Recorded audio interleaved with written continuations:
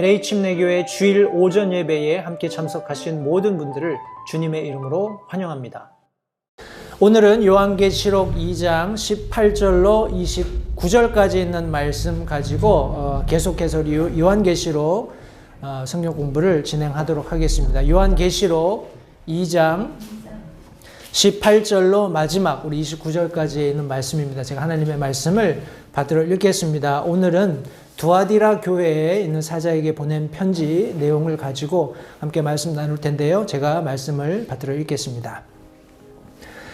두아디라에 있는 교회의 천사에게 편지하라. 눈이 불꽃 같고 발이 정제된 놋 같은 하나님의 아들이 이것들을 말하노라.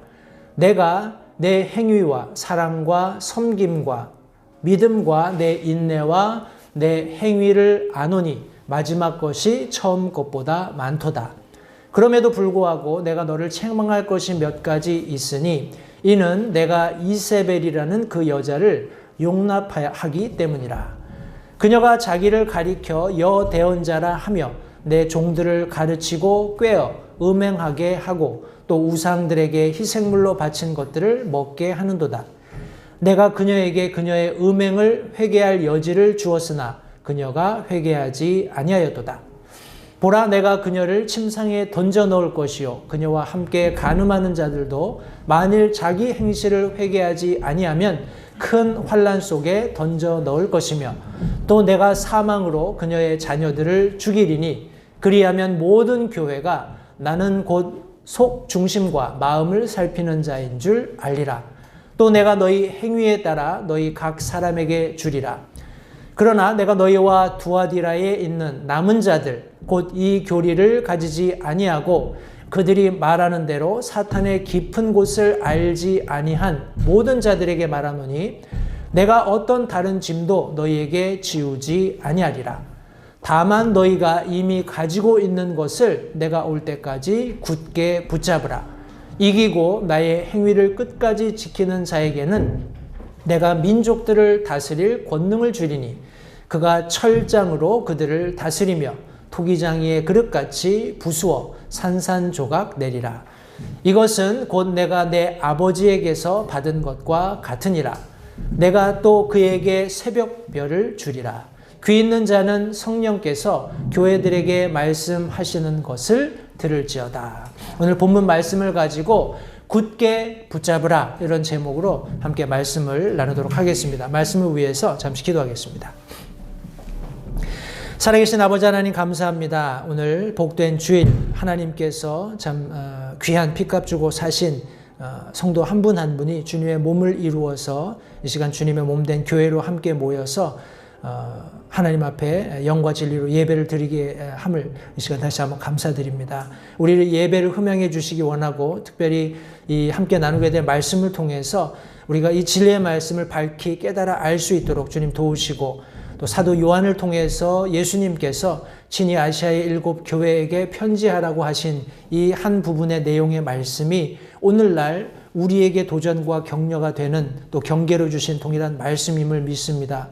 우리가 이 말씀을 잘 이해하고 말씀대로 살아서 하나님 앞에 영광 돌려드리는 주님의 신부로서 정결케 예비되는 그런 귀한 시간 되도록 주님 도와주시기 원합니다. 말씀 전하는 소정을 주님께 의탁드립니다. 하나님께서 용처대로 사용하시고 모든 영광을 살아계신 하나님께서 홀로 받으시기를 다시 한번 간절히 바라올 때 예수님의 귀하신 이름으로 기도했습니다. 아멘.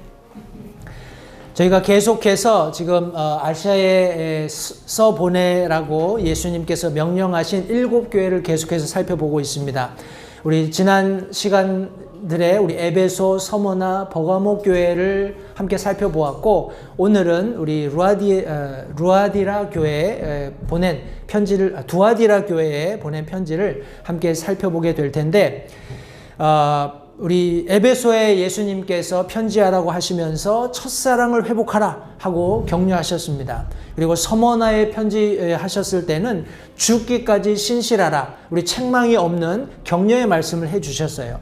그리고 지난 시간에 우리 버가모에 보낸 편지를 통해서 회개를 촉구하시는 우리 예수님의 음성도 들었습니다. 오늘 과연 두아디라 교회에 우리 예수님께서 어떤 말씀을 하고 계시는지 함께 살펴보기 원하는데 먼저 우리 일곱 모든 교회에 공통적으로 서신에 들어있는 그 내용들을 함께 살펴보겠습니다. 우리 도입 부분은 다 동일합니다. 어떤 교회의 천사가 수신자가 되는 거죠. 그리고 사도 요한을 통해서 그들에게 편지하라라고 명령하셨습니다. 이 모든 내용들은 교회들마다 다 동일합니다. 교회의 그런 수신되는 지역이 다를 뿐이지 어떤 교회의 천사가 수신자가 되고 사도 우리 요한에게는 편지하도록 명령하셨다는 것 우리 기억하시고, 편지 내용에는 크게 세 가지 이렇게 내용으로 우리가 구분을 할 수 있습니다. 먼저 예수님께서 편지하라고 하셨을 때 교회의 장점들을 설명하셨고 또 단점들도 언급하셨어요. 장점을 얘기할 때는 내가 이것들을 안다 이렇게 말씀하셨고, 교회의 단점을 이야기하실 때는 이런 장점들이 있지만 그럼에도 불구하고 혹은 너를 책망할 것이 있노니 하면서 이렇게 내용을 설명하셨습니다. 예수님, 우리 사람도 마찬가지지만 특별히 우리 전지하시고 전능하신 하나님께서 교회들을 하나님의 눈으로 보셨을 때 거기에 다 좋은 것만 있을 수는 없잖아요. 그죠? 그러나 단점들을 언급하셨을 때 세상과 달리 하나님께서는 분명히 그것을 해결할 수 있는 방법도 겸하여 주신다는 것을 성도님들 기억하시기 바랍니다. 우리가 계속해서 살펴본 것처럼 첫사랑을 회복하라든지 아니면 죽기까지 신실하라든지 아니면 회개하라든지 또 오늘 우리 두아디라 교회를 통해서 어떤 교회 문제를 해결할 수 있는 해결 방법을 주셨는지 함께 살펴보도록 하겠습니다. 그리고 마지막 결론 부분에 가면 귀 있는 자는 성령께서 교회들에게 말씀하시는 것을 들을지어다 라는 말씀을 마지막에 하시면서 이 일곱 교회에 개별적으로 예수님께서 쓰라고 명령하시는 것은 맞지만 그것이 서로 동일하게 모두 적용된다는 것을 여기 이 말씀을 통해서 확인해 주고 있습니다. 귀 있는 자는 성령께서 교회들에게 말씀하시는 것을 들으라 라고 말씀하심으로써 다시 한번 교회 시대를 사는 모든 성도들이 단일한 마음으로 하나님의 말씀에 집중할 것을 여기 지금 말씀하고 계신다는 사실을 기억하시기 바랍니다. 그리고 이기는 자, 여러 가지 교회 시대를 거쳐서 고난받고 어려움을 당하는 것은 사실이고 현실이지만 그것을 극복하고 이기는 모든 자들에게 마지막 때에 예수님께서 무엇을 선물해 주시겠다라고 우리 종말론적인 약속을 해 주십니다. 모든 교회들의 이런 내용들을 가지고 우리가 함께 말씀을 살펴보게 될 텐데, 우리 첫 번째 공통적인 명령 그리고 예수님의 모습이 어떻게 소개되었는지를 살펴보겠습니다. 먼저 두아디라에 있는 교회의 천사에게 편지하라 라고 말씀하셨어요. 두아디라라는 지역은 우리 사도 바울 2차 선교 여행 때 성경에 잠깐 언급이 됐습니다. 우리 사도행전 16장 말씀해 보시면 사도 바울 일행이 여기 더베 루스드라 지역에 갔을 때 우리 디모데를 만났습니다. 그래서 디모데를 만나서 디모데를 구령하고 이제 하는 그런 내용들이 성경에 기록되어 있고, 계속해서 사도 바울 일행은 이쪽 북쪽 지역으로 소아시아 지역의 북쪽 지역으로 전도를 하고 싶었어요. 그런데 성령께서 그것을 막으셨죠. 그래서 그들이 이쪽 드로아 지역에 왔을 때 이제 우리가 흔히 아는 마케도니안 콜을 받습니다. 마케도니아 지역에서 꿈에 넘어와서 우리를 도와달라 하는 그런 환상을 보고 이것이 하나님께서 자신들을 이쪽 마케도니아 지방으로 보낸 것으로 알고 그렇게 넘어가서 복음 전도하면서 여러 교회들이 세워지는 그런 과정을 우리가 성경에서 볼 수 있습니다. 그런데 여기 지금 두아디라 지역이 있잖아요. 그죠? 사도 바울 일행이 우리 여기 빌립보에 갔을 때 두아디라 출신이었던 한 여자를 만납니다. 혹시 기억나세요?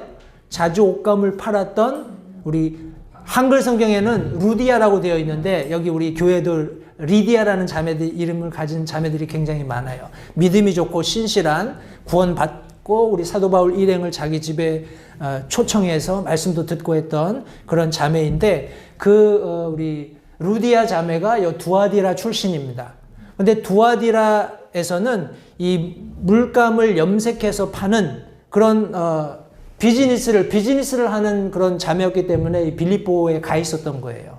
그래서 빌립보에서 우리 루디아 자매를 만나게 되는데, 우리 성경에는 두아디라 시 출신의 자주색 옷감 장수다 이렇게 묘사를 하고 있습니다. 옷감을 물들여서 우리 울을 뭐라고 하지?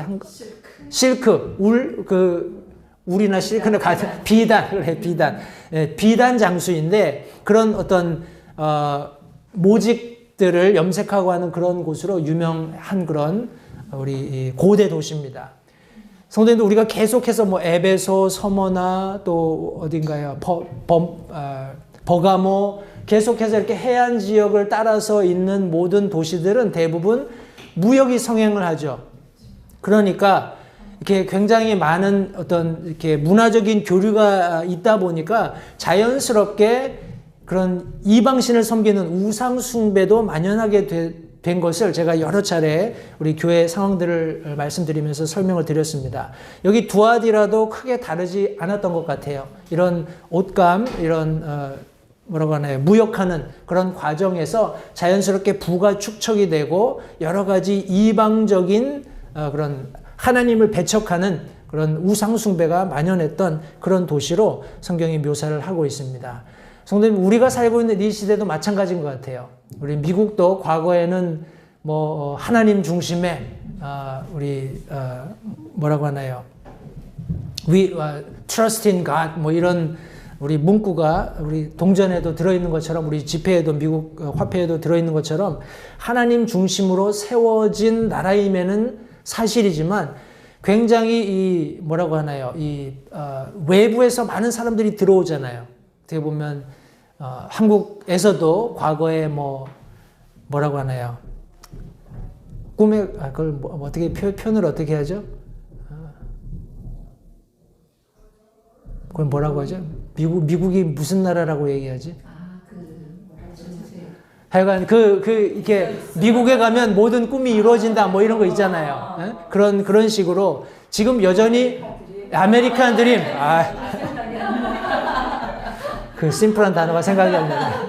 아메리칸 드림. 네? 그런 걸 가지고 다 사람들이 오잖아요. 이렇게 오다 보니까 이 사람들이 그냥 와서 미국의 그런 법을 따라가면 참 좋은데 자기 나라에 있는 그런 전통이라든지 풍습, 이 종교들을 가지고 들어온단 말이죠.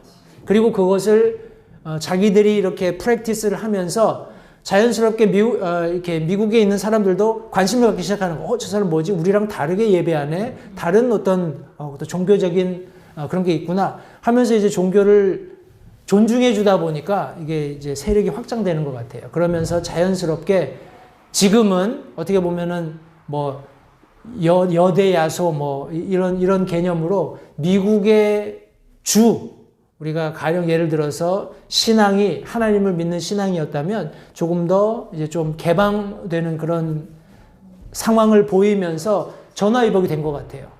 그래서 믿는 사람들이 이제 어렵게 됐습니다. 아직까지 우리가 뭐 함께 모여서 예배 드린다고 사람들이 우리가 예배도 못하게 하고 뭐 핍박하는 것은 아니지만 점점 종교의 자유가 제한받고 있는 그런 상황이 되고 있는 것 같아요. 우리도 이들과 물론 시대적으로는 굉장히 앞서 있고 좋은 윤택한 삶을 살고 있지만 그런 하나님의 시각에서 하나님이 보실 때에 이런 동일한 우리 앞서 배웠던 모든 교회들과 마찬가지로 또한 두아디라 교회와 같은 그런 상황에 있다라는 것을 성도님들 절대 잊지 마시기 바랍니다. 우리 여기 특별히 예수님을 이렇게 소개하고 있습니다. 눈이 불꽃 같고 발이 정제된 놋 같은 하나님의 아들이 이것들을 말하노라. 지금 이 서신을 기록해서 두아디라에 있는 교회 천사에게 편지하라고 명령하신 이 예수님이 이와 같으신 분이라는 거예요. 우리가 앞서서 요한계시록 1장 마지막 부분을 공부하면서 이미 예수님의 우리 뭐라고 하나요? 용모에 대해서 눈이 불꽃 같다, 발이 정제된 놋 같다 하는 것이 무슨 의미인지 잘 알고 있습니다. 성도님들, 먼저 예수님께서 하나님의 아들이시라는 것을 정확히 이해하시기 바라요. 그것은 예수님께서 하나님과 어떤 관계이신가를 명확히 설명하고 있는 것입니다. 물론 예수님께서는 하나님 자신이시죠. 그러나 우리 인간에게 하나님을 드러내 보여주시기 위해서, 왜냐하면 거룩하신 하나님은 죄 있는 인간에게 나타나실 수 없죠. 가령 하나님이 자신을 나타내시고 사람이 인간을 보면 우리 사람이 하나님을 보면 어떻게 될까요? 예, 죽고 살아남을 수 없다라고 분명히 성경이 말씀하고 있어요. 그러나 하나님은 우리를 너무나 사랑하셨기 때문에 독생자를 대신 보내주심으로써 하나님을 우리에게 드러내 보여주셨다고 성경이 말씀합니다. 하나님의 아들이신 예수 그리스도, 그분이 하나님과 어떤 관계가 있는지를 정확히 성도님들 이해하시기 바라고, 또 그분이 하나님의 상속자 되심을 잊지 마시기 바라요. 아들이 모든 아버지의 상속에 그런 어떤 right이 있는 거예요. 그죠? 그런 권리가 있는 겁니다. 그분이 우리를 하나님의 아들로 맞아주셨어요. 다시 말해서 그분이 가지고 있는 모든 상속분이 저와 여러분들에게도 전가되었다는 겁니다. 네, 이것이 얼마나 놀라운 큰 특권인지 성도님 다시 한번 감사하실 수 있으면 좋겠습니다. 또한 예수 그리스도께서는 하나님의 모든 정권을 가지고 계세요. 우리 예수님께서 마태복음 28장 마지막에 하늘과 땅에 있는 모든 권능이 내게 주어졌다 말씀하셨죠. 우리에게도 동일하게 하늘과 땅에 있는 모든 정권이 주어질 것입니다. 우리 나중에 또 살펴보겠지만 이런 하나님께서, 하나님의 아들 예수 그리스도께서 자신을 두아디라 교회에 설명하실 때 눈이 불꽃 같으신 분, 발이 정제된 놋 같으신 분이라고 여기 지금 성경이 설명하고 있습니다. 요약하면 눈이 불꽃 같다라는 것은 모든 일을 낱낱이 파헤치실 수 있는 그 내면에 어떤 것도 감출 수 없는 그분의 눈앞에 벌거벗은 채 드러날 수밖에 없는 그런 능력을 가지고 교회 시대와 온 인류의 역사를 들여다보고 계신 분으로 여기 지금 예수님께서 설명되고 있는 것입니다. 모든 것을 소멸하시는 거예요. 모든 죄를 소멸하신 겁니다. 모든 악을 제거하시는 그분의 눈이 지금 교회를 향해 있다는 것을 기억하시기 바랍니다. 또 발이 정제된 놋, 우리 성경 공부하면서 예수님께서 정하신 때가 되면 지상 재림을 하시죠. 그때 예루살렘 동편에 있는 감람산 위에 오시는 그 예수님의 모습을 제가 설명을 드렸고, 그때에 오시는 그 예수님의 모습이 여기 지금 정제된 놋과 같은 발로 그 산을 딛게 될 것을 말씀하셨어요. 성도님들 보십시오. 정제된 놋이라는 것은 순결함입니다. 깨끗함입니다. 그리고 더 나아가서 공의예요. 깨끗한 하나님께서 가지고 계신 모든 의가 철저하게 집행되는 겁니다. 성도님들, 우리가 말씀을 이렇게 들을 때, 그렇지, 공의가 집행이 돼야지, 의로 통치하는 세상이 얼마나 좋을까, 이렇게 생각할지 모르겠어요. 그러나 그거는 우리뿐이에요. 우리 믿는 그리스도인들 뿐입니다. 세상에 있는 사람들은 조금 악해도 괜찮아요. 조금 뭔가 부정부패가 있어도 괜찮습니다. 그래야 살기 편하거든요. 그런데 가령 저와 여러분들이 이런 예수님께서 가지고 계시는 모든 정권을 가지고 100% 순수한 공의를 집행하게 되면 우리가 이 세상 통치자들처럼 그렇게 통치할 수 없습니다. 나중에 살펴보겠습니다만 철장으로 통치할 수밖에 없어요. 그들을 토기 그릇처럼 부술 수밖에 없습니다. 왜냐하면 그들의 본질은 죄고 악이기 때문에 그렇습니다. 이런 놀라운 예수님께서 지금 자기 자신을 두아디라 교회에 편지하고 계세요. 이유가 있겠죠. 왜 예수님께서 눈이 불꽃 같으신지 발이 정제된 놋 같으신지를 이렇게 설명했을 때 그 이유가 있을 겁니다. 그거를 천천히 우리가 함께 살펴보기 원하는데, 그러려면 두아디라 교회의 좀 개별적인 상황을 함께 좀 살펴봐야 합니다. 우리 두아디라 교회가 어떤 상황이었는지를 제가 19절부터 좀 함께 살펴보겠습니다. 말씀해 보시면, 내가 네 행위와 사랑과 섬김과 믿음과 내 인내와 내 행위를 아노니 마지막 것이 처음 것보다 많도다, 이렇게 기록하고 있습니다. 여기 보시면 앞에 뒤에 똑같이 행위라는 단어가 있죠. 그죠? 내가 내 행위와 하면서 여러 가지를 설명하고 마지막에 또 내가 내 행위를 안다 하시면서 이 마지막 것이 처음 것보다 많다 설명을 하셨어요. 제가 여기 이 안에 있는 내용들을 다 설명하지는 않겠습니다. 그러려면 시간이 너무 많이 걸릴 테니까 여기 보면 아가페 사랑이에요. 그리고 섬김도 교회 안에서 섬겨지는 그런 서비스 개념입니다. 그리고 여기 믿음도 그냥 세상을 믿는 것이 아니라 하나님을 향한 것이에요. 그리고 인내도 동일합니다. endurance. 고난이 있지만 핍박이 있지만 특별히 성경이 말씀하고 있는 인내는 소망이 있기 때문에 견디는 거예요. 이해가 되시죠? 그냥 팬데믹 아래서 아유 이러다 보면 끝나겠지. 아유 어떻게 하면 좀 좋은 시절이 오겠지. 그런 막연한 기대가 아니라 예수님께서 내가 너를 다시 데리러 오겠다 하고 말씀하신 약속이 있기 때문에 믿는 그리스도인들이 고난 가운데서 참고 견디는 것 같은 그런 인내를 말씀하시는 겁니다. 성도님, 우리 믿는 그리스도인들은 그런 행위가 있어야 됩니다. 이 행위라는 것은 어떻게 설명을 할까요? 우리 앉아서 그런 얘기는 많이 할 수 있어요.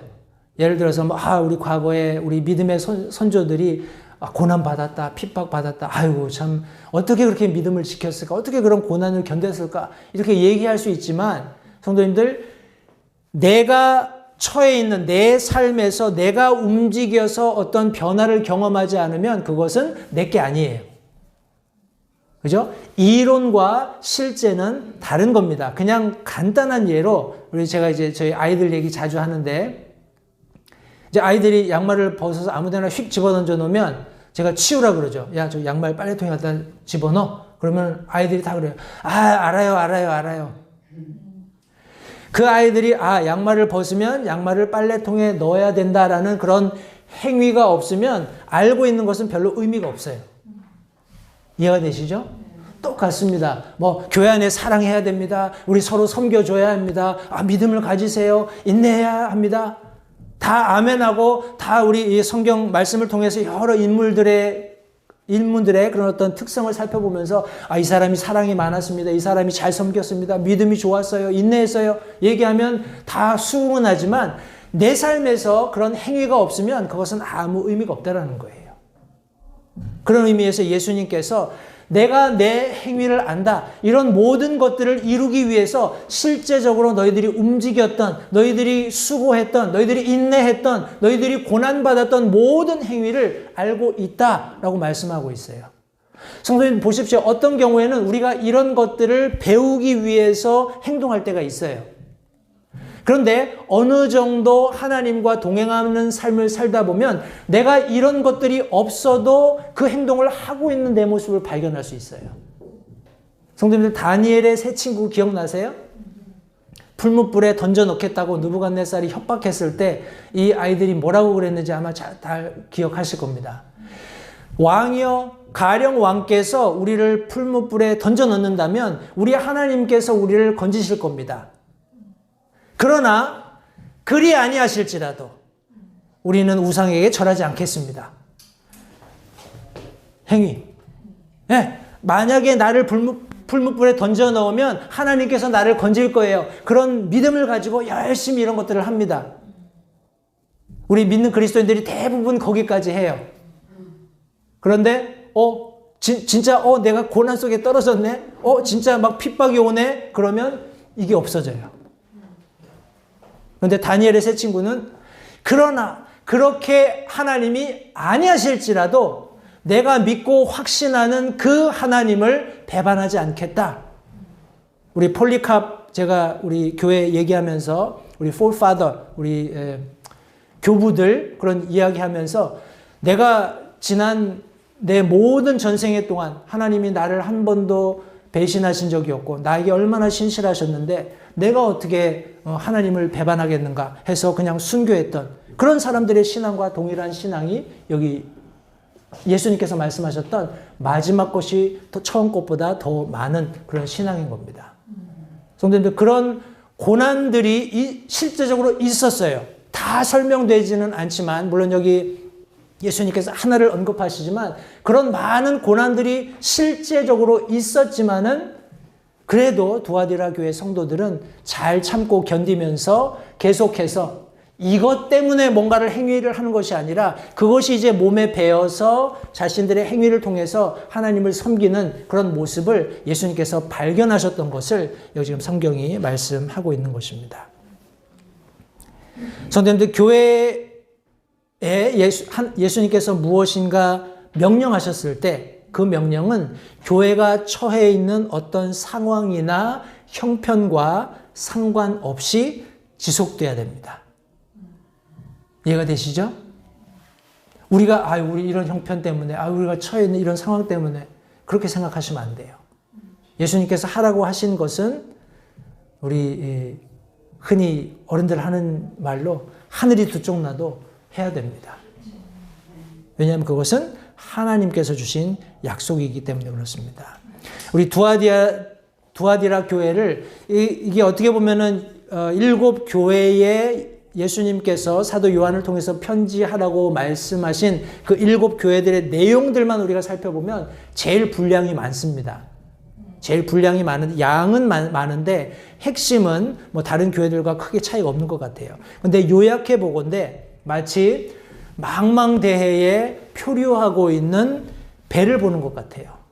여러 가지 영적인 혼탁함, 그리고 여러 가지 교회를 향한 핍박, 이런 것들이 있으면서, 그러니까 다시 말해서 정체성을 명확하게 가지지 않으면 쉽게 요동할 수밖에 없는 그런 상황 가운데 있는 두아디라 교회의 그런 영적인 우리 상태를 우리가 바라보게 됩니다. 성도님들, 교회 문제를 해결하기 위해서 세상으로 나가는 것만큼 어리석은 그런 결정이 없습니다. 교회의 본질을 몰라서 그래요. 지난 시간에 우리가 우리 주님의 섭리 침례교회 방문했을 때 제가 언급했던 것처럼 교회의 본질은 예수님께서 부르셨기 때문에 함께 모인 그런 모임이라는 사실을 우리가 절대 잊으면 안 됩니다. 하나님께서 우리에게 예수 그리스도를 독생자로 주셔서 그분의 피로 우리 죄 씻음 받은 구원받은 그리스도인들이 함께 called out assembly, 다시 말해서 부르심을 받아서 함께 나와서 이렇게 모임을 갖게 되었을 때는 거기에 분명한 지침을 주셨어요. 그 지침은 하나님의 말씀 가운데 있는 거지 이 세상 어디서도 찾을 수 없습니다.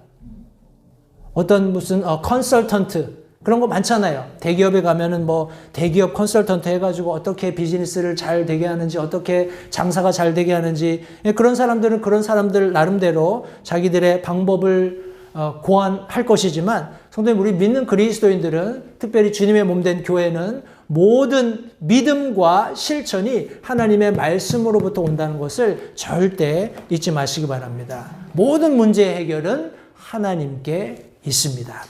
우리 예수님께서 이런 상황 가운데 있는 두아디라 교회를 향해서 책망을 하세요. 그 책망을 우리 빠르게 살펴보겠습니다. 그럼에도 불구하고 내가 너를 책망할 것이 몇 가지 있으니 이는 내가 이세벨이라는 그 여자를 용납하기 때문이라 말씀하셨습니다.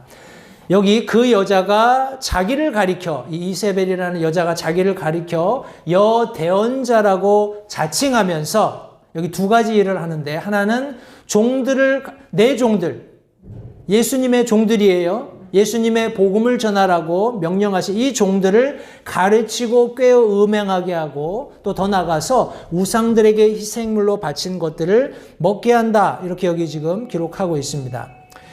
우리 이세벨이라는 인물은 우리 구약의 열왕기상에 나오는데, 이 16장 성도님들 전체 내용을 읽어보시면 여기 남왕조 북왕조로 나눠지고 나서 이스라엘 왕이었던 북왕조, 우리 이스라엘이죠, 아합 왕이 있는데 아마 다들 잘 알고 계실 거예요. 아주 악명 높은 오므리의 아들로 소개된 이 아합 왕이 시돈 사람들의 왕, 그러니까 이방 민족이죠, 엣바알의 딸이었던 이세벨을 아내로 삼습니다. 그리고 여기 이세벨을 아내로 삼는 이 과정에 성경이 어떻게 말씀하냐면, 자기 이전에 있던 모든 사람보다 주의 눈앞에서 더 악을 행했다라고 아합을 소개했고, 또 제가 느밧의 아들 여로보암이라는 그런 주제를 가지고 말씀을 전해 드렸습니다만, 느밧의 아들 여로보암은 극단적으로 이스라엘의 모든 왕조를 우리가 이렇게 이야기할 때 가장 악한 왕으로 많이 인용이 돼요. 왜냐하면 그가 우리 솔로몬 왕의 아들이었던 우리 르호보암 그 정권 때 이제 하나님께서 예언하셔서 르호보암이 이제 이스라엘 민족을 찢어서 부왕조를 만들게 되는데, 그때 북쪽에 있던 이스라엘 백성들이 남쪽으로 예루살렘으로 예배하러 가는 게 이제 신경이 쓰였던 거예요.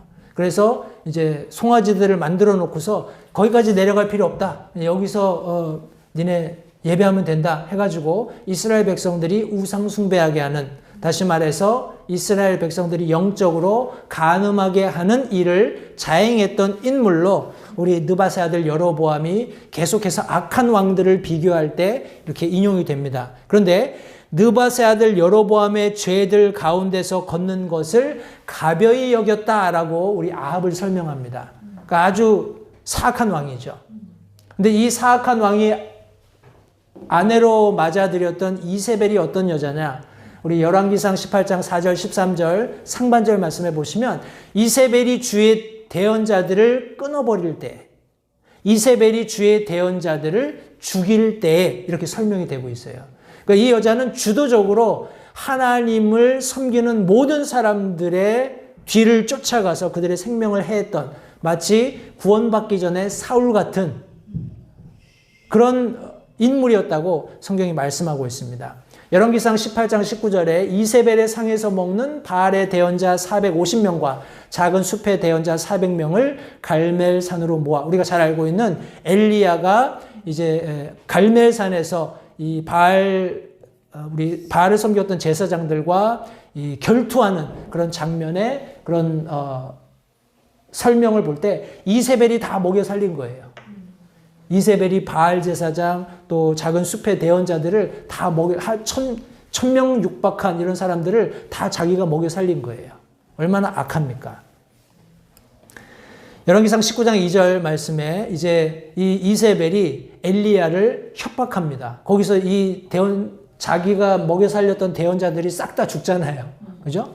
그러고 나니까 이세벨이 사자를 엘리야에게 보내어 이르되 내가 내일 이맘때까지 내 생명을 그들 중에 한 사람의 생명과 같게 하지 아니하면 신들이 내게 벌을 내리고 더욱더 내리기를 원하노라. 성도님 이거 읽을 때 아유 저런 공갈 뭐 이렇게 우리 얘기할지 모르겠지만 엘리야는 굉장히 현실적으로 받아들였어요.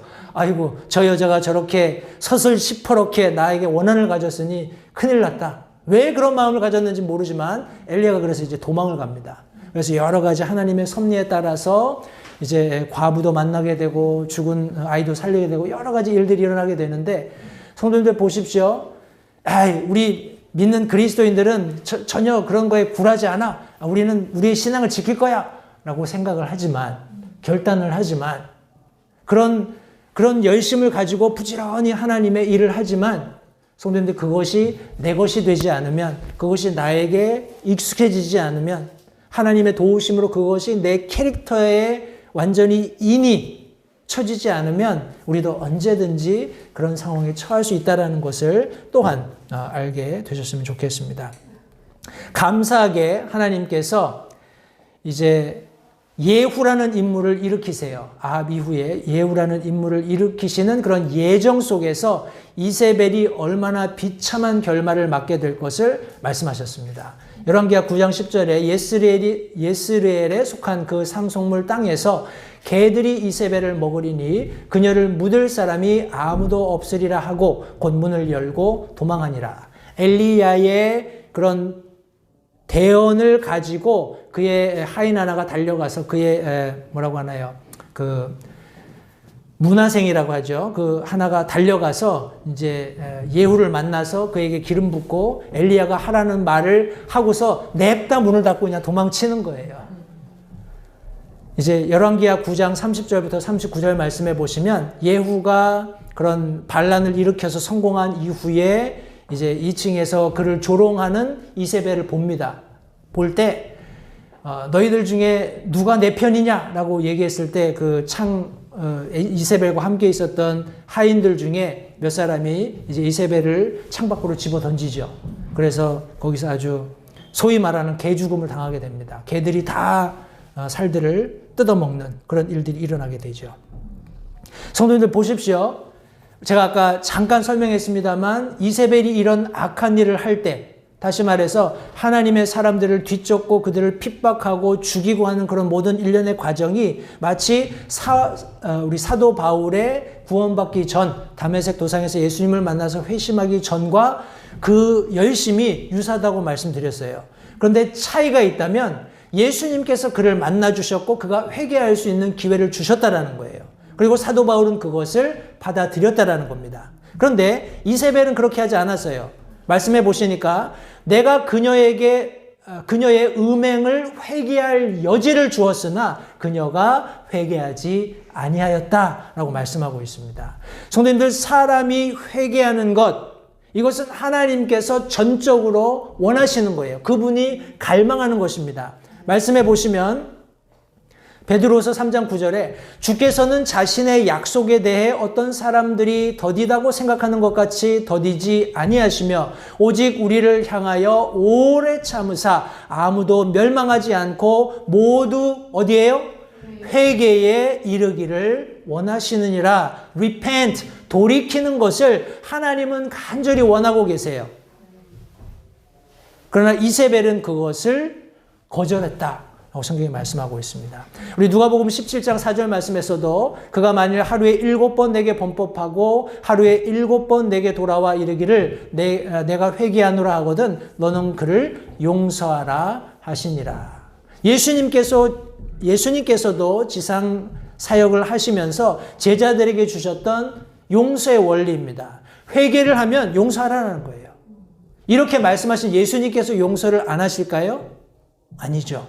예수님께서 언제든지 죄인이 돌이켜서 자신의 죄인됨을 회개할 때, 용서해달라고 고백할 때 언제든지 그것을 용서하실 수 있는 그런 준비가 되어 계신 분입니다. 우리 마가복음 2장 17절 말씀에 예수님께서 그것을 들으시고 그들에게 이르시되 온전한 자들에게는 의사가 필요 없으나 병든 자들에게는 필요하나니 나는 의로운 자들을 부르러 오지 아니하고 죄인들을 불러 회개하게 하려고 왔노라 라고 예수님께서 말씀하셨어요. 예수님께서 제자들에게 이렇게 가르치셨을 뿐만 아니라 예수님께서 오신 목적이 그와 같다라고 말씀하셨습니다. 성도님들 오해하지 마세요. 이세벨이 가령 우리 그런 얘기 많이 하잖아요. 왜 베드로가, 왜 가룟 유다가, 아니 베드로가 아니라 왜 바로가 왜 가룟 유다가 그렇게 됐을까? 물론 하나님께서 그들의 마음을 강팍하게 하셨어요. 그리고 하나님께서 그들에게 그들이 원하는 바대로 행할 수 있는 자유를 허락해 주셨다라는 거예요. 성도님, 사람들이 많이 오해를, 왜 파라오가 하나님은 마음을 강팍하게 하셔가지고 그 많은 병거들을 그냥 그 홍해 속에다가 빠져줄게 그렇게 하셨을까? 그렇게 얘기하거든요. 성도님들 보십시오. 하나님께서 간섭하시지 않으면 인간은 본질적으로 강팍하게 되어 있어요. 다시 말해서 저와 여러분들이 하나님의 말씀을 들을 때 마음이 부드러워지는 것은 전적인 하나님의 은혜입니다. 우리가 구원받은 것은 말할 수 없는 하나님의 은혜이며 복이라는 사실을 절대 잊지 마시기 바라요. 죄의 본질, 우리 인간의 본성은 하나님이 우리와 함께 하시지 않으면 그냥 단단한 돌처럼 굳어질 수밖에 없어요. 가룟 유다도 마찬가지입니다. 하나님께서 그 은혜의 손을 걷어가셨을 때 하나님께서 적극적으로 개입하시지 않는 그런 예수님과 심지어 동행하는 제자일지라도 결국에는 그런 태어나지 않은 것보다 못하게 되었다라는 말을 듣게끔 그렇게 되는 것이 저와 여러분들의 운명입니다. 다시 한번 하나님께서 우리에게 얼마나 큰 구원의 은혜를 베풀어 주셨는지를 다시 한번 생각해 보실 수 있게 되기 바랍니다. 개별적으로 예수님께서 이 이세벨과의 음행을 여기 지금 책망하고 계세요. 그런데 그것으로 끝나는 것이 아니라 우리가 함께 살펴보았던 것처럼 예수님께서 해결 방법을 주십니다. 이런 이세벨의 실제하는 그런 종교적인 그런 탄압이라든지 환경에서 오는 그런 어려움들을 어떻게 해결할 수 있는지 예수님께서 설명해 주시는데, 우리 22절, 23절 말씀해 보시면, 보라 내가 그녀를 침상에 던져 넣을 것이요 그녀와 함께 간음하는 자들도 만일 자기 행실을 회개하지 아니하면 큰 환난 속에 던져 넣을 것이며, 또 내가 사망으로 그녀의 자녀들을 죽이리니 그리하면 모든 교회가 나는 곧 속 중심과 마음을 살피는 자인 줄 알리라. 또 내가 너희 행위에 따라 너희 각 사람에게 주리라. 성도들, 우리가 자녀들 키우면서 부모로서 제일 큰 그런 자녀들을 향해서 바람이 있다면, 아이들이 고생 안 하고 편안하게 좀 이렇게 청소년기면 청소년기도 보내고, 또 결혼을 했으면 결혼 생활도 하고, 그런 바람들이 아마 다 있으실 거예요. 그죠? 그것은 인지상정입니다. 모든 부모라면 자녀들을 향해서 그럴 거예요. 여기 예수님께서도 똑같아요. 예수님께서 믿는 여기 심지어 이세벨까지도 회개하고 돌이켜서 하나님의 은혜를 경험하는 것을 분명히 원하셨고 그럴 기회도 주셨습니다. 그런데 그녀가 그렇게 하지 않았기 때문에 결국에는 침상에 던져 넣겠다. 다시 말해서 이세벨이 어떻게 죽었다고요? 창에서 던져서 아주 끔찍한 죽음을 맞이했잖아요. 그런 죽음을 여기 지금 이 당시에 있었던 우리 두아디라 교회의 그런 우상 숭배를 스스로 대언자라고 하면서 주님의 종들을 꿰어서 영적으로 간음하게 했던 이 여인을 향해서 이런 결말을 예수님께서 예고하셨고, 그와 함께 간음하는 자들, 성도님들 잊지 마십시오. 많은 오늘날의 그리스도인들도 영적으로 얼마든지 간음할 수 있다는 거예요. 간음이라는 것은 우리 사전적인 데피니션입니다. 뭐라고 하나요? 우리 결혼이 전제가 되지 않으면, 그죠? 결혼한 우리 남자가 되었건 여자가 되었건 자기 아내나 남편이 아닌 다른 이성과 우리 성적인 접촉을 할 때 우리가 그걸 간음이라고 하잖아요. 성도님들, 이 교회는 다시 한번 제가 말씀드리거니와 예수 그리스도의 신부로서 정결해야 돼요. 거룩해야 합니다. 그것이 사도 바울이 고린도 교회를 향한 정말 질투였다고 성경이 말씀하고 있잖아요. 선한 질투였다고 말씀하고 있어요. 내가 너희를 얼마나 예수님의 신부로서 정결하게 하고 싶은지, 준비되게 하고 싶은지, 그런 마음을 사도 바울이 쏟아 놓았던 것처럼 예수님은 신랑으로서 얼마나 더 간절하시겠어요. 저와 여러분들이 깨끗한 순수한 믿음을 가지고 주님만을 바라보면서 그분과의 마지막 우리 천국에서의 영혼을 보낼 그날을 고대하면서 스스로를 겸비하는 그런 모습이 우리 가운데 있어야 된다는 겁니다. 그런데 오늘날 많은 교회들이 그렇지 않다라는 거예요. 제가 우리 아내하고 성도님들도 한번 보십시오. 내용은 똑같아요. 넷플릭스에서 나는 신이다. 그래서 신이 배신한 사람들인가 이런 내용으로 JMS 정명성 이런 사람 다큐멘터리식으로 나온 게 있어요. 딱 두 가지입니다. 딱 두 가지예요. 그 사람들이 이단이지만 분명히 이단이지만 그 사람들 머릿속에 있는 거는 하나님의 이름을 팔아서 돈을 얻는 거예요. 돈을 얻는 거고 여자를 얻는 겁니다. 돈, 여자, 돈, 섹스 그거예요. 끝. 그런 시대에 우리가 살고 있고요.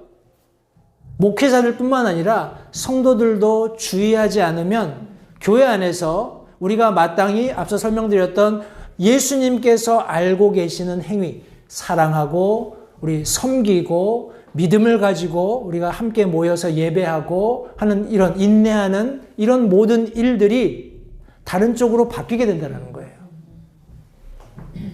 제가 흔히 예로 자주 말씀드립니다만 흔히 얘기하는 열린 예배 아니면 seeker sensitive church 이런 얘기 하잖아요. 구도자 중심. 성경에 그런 예배가 있나요? 예배는 하나님이 받으시는 거고, 여기 우리 모인 사람들은 하나님이 내가 받겠다라고 하신 그 예배를 하나님께 드리면 돼요. 그것이 바뀔 때 예배가 바뀌고 하나님의 임재가 사라지게 되는 겁니다. 하나님이 그런 예배에 관심 없으세요. 삐까뻔쩍한 사람들이 앞에 서가지고 정말 아름다운 하모니로 찬양하고 막 할지라도 하나님 그런 데 관심이 없으세요. 예수님께서 말씀하셨죠? 두세 사람이 뜻을 모아 합심해서 기도하면 내가 그들 가운데 있겠다. 뭐 솔직히 여기 우리 잘난 사람이 어디 있습니까? 뭐 우리 갑부가 있습니까? 아니면 무슨 여기 LA에서 좀 알아주는 권력을 가지고 있습니까? 우리가 뭐가 있습니까? 아무것도 없잖아요. 그죠? 그러나 우리가 하나님의 놀라운 은혜로 구원받은 것, 예수 그리스도 흘리신 보혈로 죄 씻음 받은 정결한 신부라는 거, 그거 정확히 알기 때문에 우리가 함께 모여서 예배 드리는 거예요. 그런 영광을 받으시기에 충분히 합당하신 하나님 앞에 영으로 진리로 예배 드리는 겁니다. 그럴 때 하나님께서 우리와 함께 계시는 거예요. 이런 계속해서 경고가 주어짐에도 불구하고 이것을 등한시하는 사람들이 여전히 있습니다. 바라기는 우리가 그런 사람들이 안 되었으면 좋겠어요. 하나님께서 찾으시고 우리와 함께 있기를 너무나 열망하셔서 이곳에서 놀라운 역사들이 일어나는, 우리의 영이 새롭게 되는, 하나님과의 관계가 새롭게 되는 그런 역사들이 일어났으면 좋겠습니다. 우리 계속해서 말씀해 보시면, 그러나 내가 너희와 두아디라에 있는 남은 자들, 곧 이 교리를 가지지 아니하고 그들이 말하는 대로 사탄의 깊은 곳을 알지 아니한 모든 자들에게 말하노니 내가 어떤 다른 짐도 너희에게 지우지 아니하리라. 다만 너희가 이미 가지고 있는 것을 내가 올 때까지 굳게 잡으라. 이렇게 말씀하셨어요. 성도님들 감사하죠? 우리 예수님께서 다른 짐은 안 지우시겠대요. 우리가 하고 있는 이 섬김, 이 모습 그대로 주님이 그렇게 섬기라는 거예요. 어떤 예수님께서 하라고 명령하신 것들을 내가 부지런히 이제 살아서 그런 사람이 돼야지, 이런 단계에서 이제 그것이 내 캐릭터가 된 거예요. 내 모습이 된 거예요. 내가 처한 상황, 형편, 아무 그런 그런 것들을 장애물로 여기지 않는 겁니다. 그러면서 내 행위를 지속해가는 그런 삶, 그런 믿음을 붙잡으라는 거예요. 끝까지 붙잡으라는 것입니다. 나중 것이 처음 것보다 많다. 예수님께서 보시는 것은, 성도님 우리가 그렇잖아요. 우리 뭔가 학교에서 공부를 할 때도 공식 같은 거 막 달달달달 외우는데, 이게 저는 이제 수학 이런 거 잘 못했기 때문에 외우라 그러면 그냥 외워요. 외우는데 숫자가 바뀌면 도루묵. 수학 잘하는 사람들 그런 공식들을 탁 외우면 숫자와 상관없이 이렇게 탁탁탁 대입을 해가지고 문제를 쫙 풀잖아요. 그죠? 그런 것처럼 성경에 이런 약속들이 있어. 하나님이 이렇게 살래. 그래? 이렇게 살아볼까? 저렇게 살아볼까? 내 삶들을 막 이렇게 올가나이즈를 합니다. 그런 삶이 익숙해지면 이제 그런 어떤 이게 하나님이 이렇게 하라고 했지, 저렇게 하라고 했지, 그것을 넘어서서 이제 성령께서 자연스럽게 내 삶 속에서 그런 모습을 가져오시는 거예요. 그런 삶을 우리가 훈련해야 합니다. 그런 삶을 붙잡아야 해요. 어려움이 오면 이거는 못하겠다, 이거 놓고, 또 핍박이 조금 오면 이것도 괜찮겠지, 하나님이 용서해 주시겠지 하고 이거 놓고, 그러다 보면 주일날 예배 오는 것만 간신히 하는 거예요. 그런 믿음은 하나님께서 원하시는 믿음은 아닙니다. 목회자들은 격려한다고 그렇게라도 하세요, 그렇게 꾸준히 하십시오 하지만 하나님께서 원하시는 것은 끝까지 붙잡는 거예요. 그런 믿음이 저와 여러분들에게 있었으면 좋겠습니다. 마지막으로 두아디라 교회에 예수님께서 공통적으로 주시는 이제 약속이 있습니다. 말씀해 보시면, 이기고 나의 행위를 끝까지 지키는 자에게 내가 민족들을 다스릴 권능을 주리니 그가 철장으로 그들을 다스리며 토기장의 그릇같이 부수고 산산조각 내리라. 이것은 곧 내가 내 아버지에게서 받은 것과 같으니라. 그리고 이제 마지막으로 내가 또 그에게 새벽별을 주리라. 두 가지를 약속하시면서 귀 있는 자는 성령께서 교회들에게 말씀하시는 것을 들을지어다 이렇게 말씀하십니다. 성도님들 보십시오. 여기 이기고 나의 행위를 끝까지 지키는 그 사람에게 두아디라 교회와 같이 이세벨의 그런 음란함이 영적인 그런 간음으로의 초청이 있었음에도 불구하고 그것을 거절하고 순수하게 하나님의 신부로서 예수님의 신부로서 자기 자신을 정결하게 하고 끝까지 이기는 자신의 행위를 예수 그리스도의 행위를 끝까지 지키는 자들에게 민족을 다스릴 권능을 주시겠다라고 말씀하셨어요. 예수님께서 성도님들 문자 그대로 이 땅 가운데 재림하십니다. 그리고 그분께서 천년 왕국을 통치하십니다. 혼자 하시는 게 아니라 우리와 같이 하겠다 말씀하셨는데 이기고 나의 행위를 끝까지 지키는 그리스도인들과 함께 하시겠다고 약속하셨어요. 우리 요한계시록 말씀해 보면 12장 5절에 여자가 사내 아이를 낳았는데 이 아이는 철장으로 모든 민족들을 다스릴 자더라. 그녀의 아이가 채어 올라가 하나님께 이르고 그분의 왕자에 이르더라. 예수 그리스도를 여기 설명하면서 19장 15절에 그분의 입에서 예리한 칼이 나오는데 그분께서 그 칼로 민족들을 치시고 또 철장으로 그들을 다스리시리라. 또 그분께서 전능자 하나님의 맹렬한 진노의 포도즙 틀을 밟으시며 앞서 제가 설명드린 것처럼 예수님께서 공의로 통치하실 때 사람들이 모두 너무 좋아요 이렇게 하지 않는다는 거예요. 아까 말씀드린 것처럼 하나님의 은혜가 제거된 모든 사람들의 마음은 돌덩이 같다라는 거예요. 완고하고 완악해집니다. 천년 왕국에서도 다 믿는 사람들만 있는 게 아니잖아요. 그죠? 이 세상에 남아있는 믿지 않는 자들이 공존하면서 우리는 공의로서 하나님께서 예수님께서 약속하신 정권을 가지고 권능을 가지고 그들을 통치하게 될 텐데 우리는 예수님과 동일하게 철장을 가지고 쇠막대기를 가지고 아주 뭐라고 하나요? 타협하지 않는 공의를 집행하면서 그들을 부수게 될 것을 성경이 말씀하고 있는 것입니다. 성도님들 저와 여러분들이 그런 주님과 함께 통치할 수 있다는 거 얼마나 감사합니까? 그죠? 그러면 오늘 잘 살아야 되겠죠? 오늘 대충 살고 나중에 그런 생각하시면 안 돼요. 오늘 부지런히 주님을 닮아 살아가는 우리 모든 성도님들 되시기 바라요. 우리 28절 말씀해 보시니까 내가 또 그에게 새벽별을 주리라 라고 말씀하셨어요. 뭘까요? 애들이 이렇게 별 달고 다니는 거 이런 걸 하나 주실까요? 이건 제가 이미 우리 예수님의 용모하면서 다 설명을 드렸는데 요한계시록 22장 16절 말씀에 나 예수는 내 천사를 보내어 교회들 안에서 이것들을 너에게 증언하게 하였노라. 나는 여기 예수님이 자신을 소개하십니다. 다윗의 뿌리요 후손이요 빛나는 새벽별이라 하시더라. 성도님들 다시 한번 제가 강조를 드립니다. 우리가 성경이 말씀하고 있는 여러 가지 면류관이 있잖아요. 그죠? 면류관이 있어요. 우리가 그 면류관을 받습니다.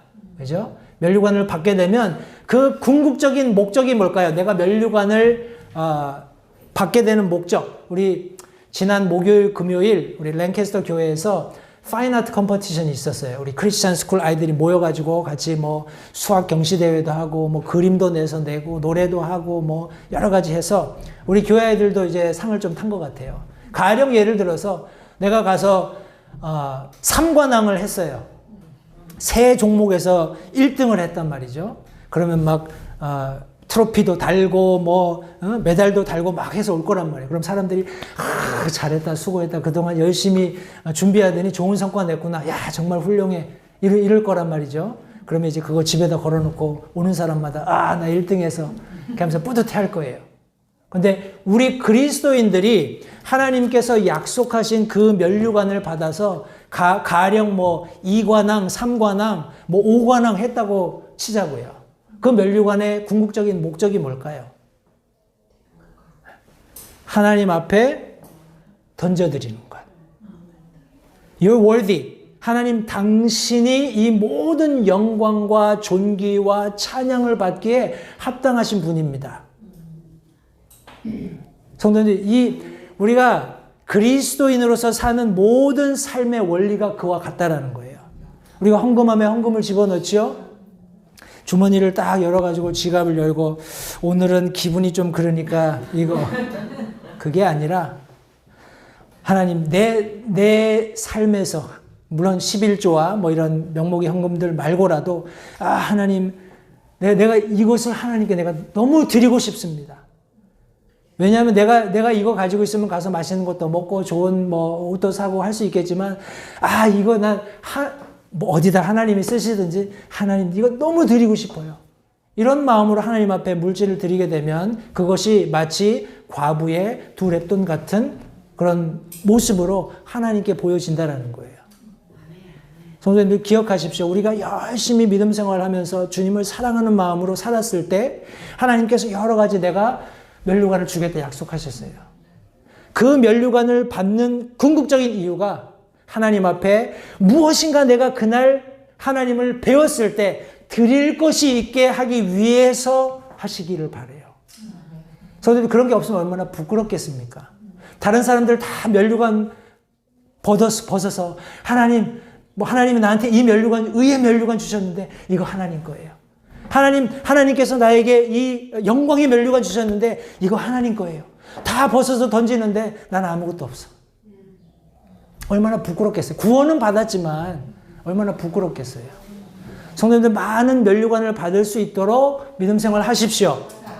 그러나 그때 여러분들이 우리 하나님을 예수님이 나를 아시는 것처럼 내가 알게 될 때 그때 그 모든 fullness 완전함 가운데서 하나님 앞에 영광 돌려드릴 수 있게 준비하는 우리 모두가 되었으면 좋겠습니다. 궁극적으로 예수님께서 내가 새벽별을 주겠다. 우리 찬송가에도 그런 찬송가가 있어요. 그거 말고 찬송가에 뭐가 있냐면 이 사람이 이제 꿈을 꾼 거예요.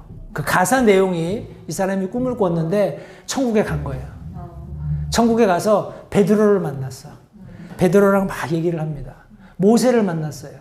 모세랑 막 얘기를 해요. 근데 이 사람이 아무리 둘러봐도 예수님이 없는 거예요. 그래서 막 울부짖는 예수님, 나를 구원하신 예수님 어디 계십니까? 그렇게 막 울부짖다가 예수님을 만나는 그런 장면. 그리고 우리 미국에서 많이 부르는 찬송가에 보면 Give me Jesus가 있어요. 세상 명예, 돈 다 너 가져. 그런데 Just give me Jesus. 나에게 예수님만 달라. 성도님 천국 가서 맨션 얻기 원하세요? 네? 황금길을 걷고 수정강물을 마시고 그 생명나무 과실을 따먹고 좋겠죠. 그죠? 좋겠죠. 그런데 저는 예수님이면 족합니다. 아멘. 새벽별. 내가 너에게 새벽별을 주겠다. 바로 예수님이 자기 자신을 주시겠다라고 약속하셨어요. 성도님, 이 세상에서는 이것을 다 이해할 수 없습니다. 왜냐하면 우리 흔히 얘기하는 부부, 신랑, 신부가 마땅히 서로에게 해야 되는 그런 의무를 다 못하고 있는 세상이 지금 우리가 살고 있는 세상이기 때문에 그래요.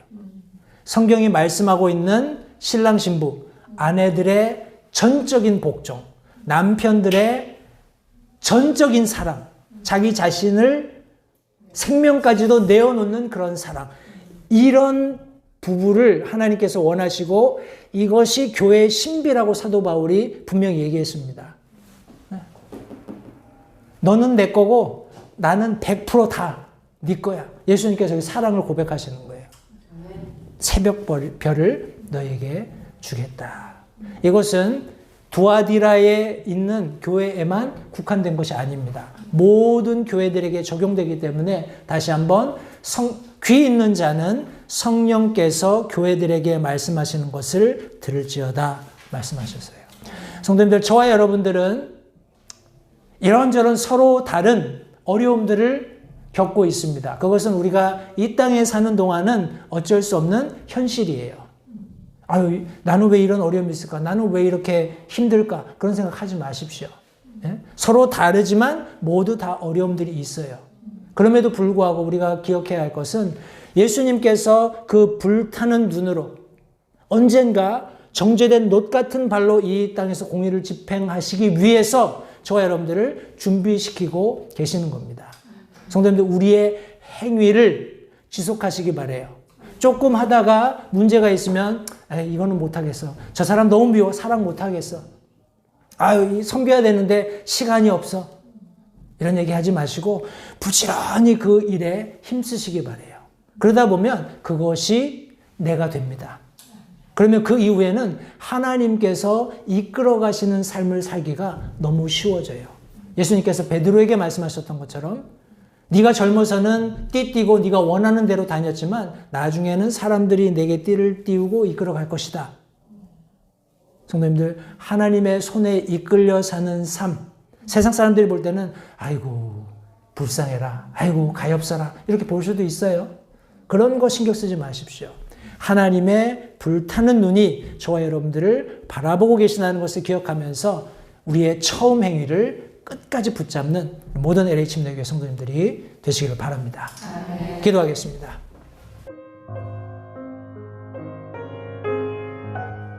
잠시 들으신 말씀에 따라 결단하는 시간을 가지시기 바랍니다. 하나님께서 무엇을 말씀하시든지 따르기로 결단하십시오. 하나님께서는 순종하는 자들을 존중하십니다. 아직 예수님을 개인의 구주로 영접하신 사실이 없으시다면 자신이 죄인됨을 인정하며 하나님께 나오는 자들을 하나님께서 받아주신다는 확실한 말씀에 근거하여 다음과 같이 기도하십시오. 하나님, 나는 죄인입니다. 나는 내 죄로 인해 죽을 수밖에 없음을 압니다. 그러나 예수님께서 내 죄를 위해 십자가에서 피 흘려 죽으시고 사흘 만에 다시 살아나셔서 내 죄값을 모두 지불하셨고 내게 새로운 생명을 약속하셨음을 믿습니다. 지금 이 순간 예수님을 내 마음에 모셔드립니다. 내 마음에 오셔서 나의 주와 그리스도가 되어주십시오. 예수님 이름으로 기도했습니다. 다음과 같이 기도하셨다면 여러분은 성경 말씀대로 구원을 받으셨습니다. 계속해서 주 안에서 함께 자라가는 복된 교제가 있기를 간절히 바랍니다.